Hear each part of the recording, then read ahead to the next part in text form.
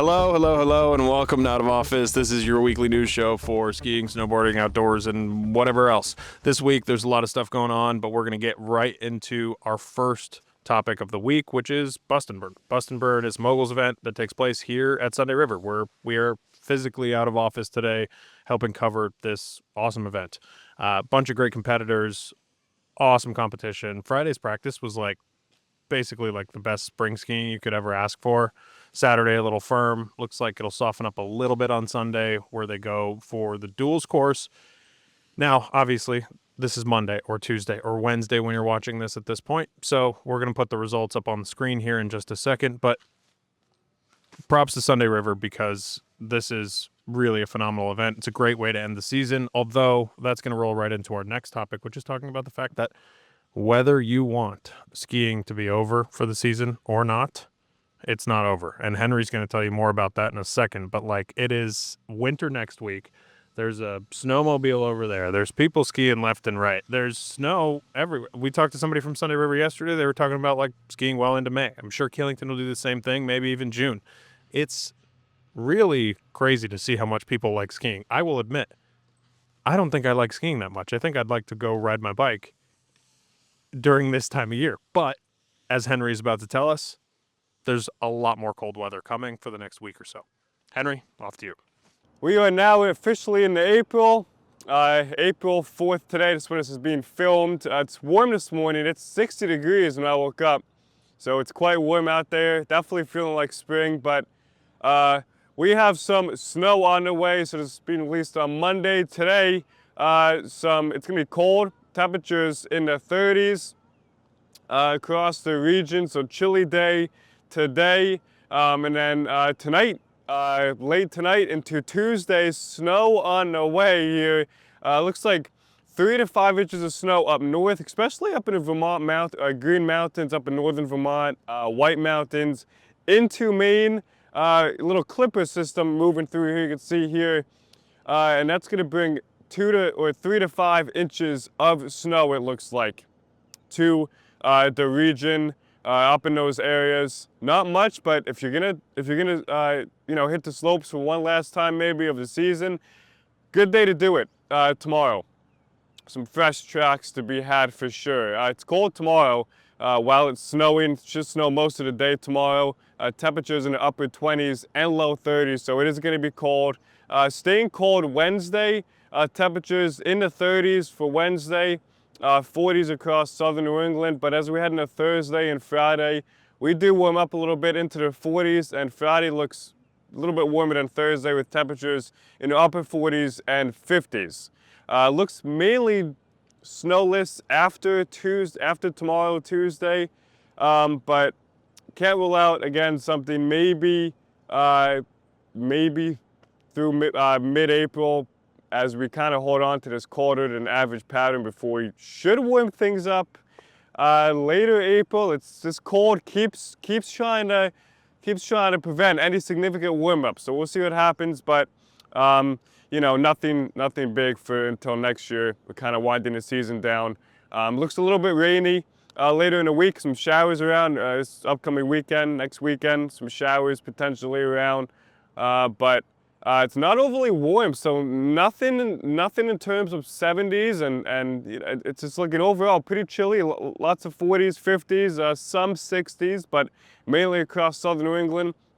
But I'll keep you guys updated. Again, some snow tonight into Tuesday.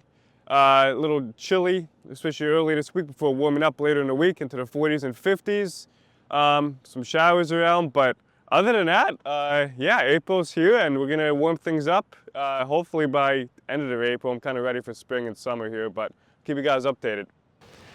Today we're going to talk about a brand new ski from Fischer for 2027. This is super future stuff that we're talking about right now, and this is the Fischer Nothing. People have been asking a lot of questions about this ski, so I figured I'd just go straight to the source and ask them myself. What would you say your waist width is?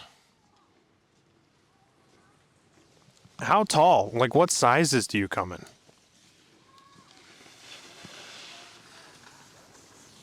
Who are you designed for? When is your release date?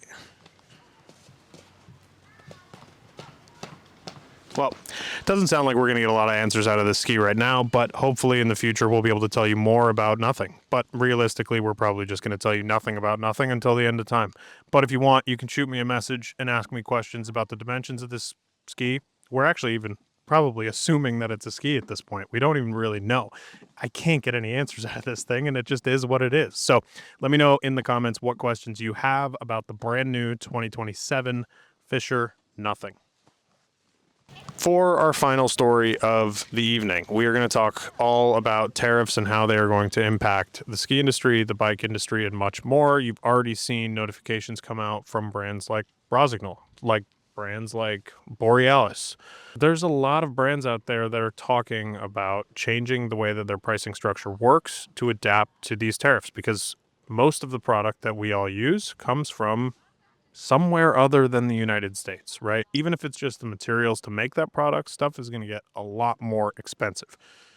So this is my advice. If you are looking at something new, I would either wait a very long time or I would do it right now, like in the next month and a half, before things get weirder and weirder and weirder, especially on the ski side. I think if you're looking for a closeout opportunity, this year might literally be the best closeout opportunity you can ever get, because like I said, there's brands like Rossi that are going to be out there raising the price of what the standard cost to dealer is, which means to the end consumer, it's going to be more expensive as well. So really important to kind of make your decision, figure out what your value proposition is, and if it's worth waiting or if it's worth buying something new now. But if you're on the fence, this is probably the time to do it, because I can't see things going down at all anytime soon. I think stuff is just going to hit this weird middle point. And genuinely what I'm more concerned about, like we mentioned the brands and talk about like what all the reaction is, like I'm going to put this post up from a ski industry insider, and it kind of speaks to how a lot of the brand heads are feeling right now. Like this person is from a ski brand, works at a major ski brand, and this is how they're feeling. Like everybody's kind of taking a wait and see approach. I think where this is going to impact people in ways that we weren't expecting is going to be for small businesses, like businesses that rely on a regular stream of customers, that need that money, that don't have rainy day or slush funds, that are really just working their asses off to make things as good as they possibly can for their own families, for their own businesses, for whatever it is. So I would say my best advice at the end of all of this is go support your local businesses, because they're going to be the ones that are in your corner. They're going to be the ones that are like, okay, this is really dumb right now. Everything's really dumb right now, but we're going to figure it out together. We'll get you the best deal we possibly can. And I think that's really the key right now, is like, if we can all kind of stick together as an industry, we'll be in pretty good shape, I think, for as bad as some of this stuff could be.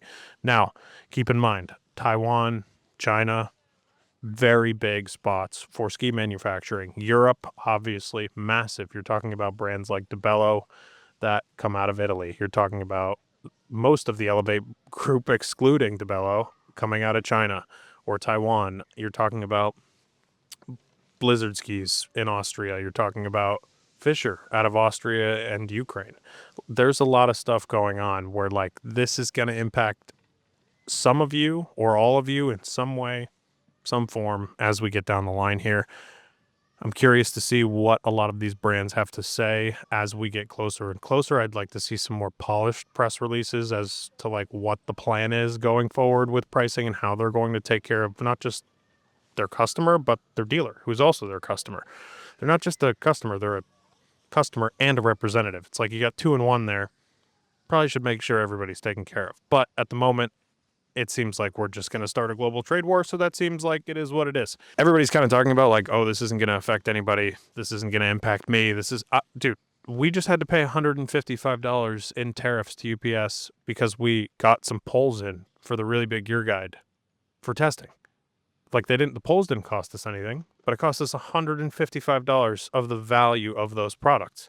It's 20%. That's crazy, crazy, crazy. Like my brother was literally like, "Are you sure you want these? Why do you want these? Just say no. Just cancel the order." But it's like, this is a relationship. You got to give and take a little bit here, but like $155 in tariffs is crazy. It's insane. Anyway, we'll talk to you next week on Out of Office. I hope everybody has a great week, and we'll talk to you about some new news actually on Wednesday this week. So bye.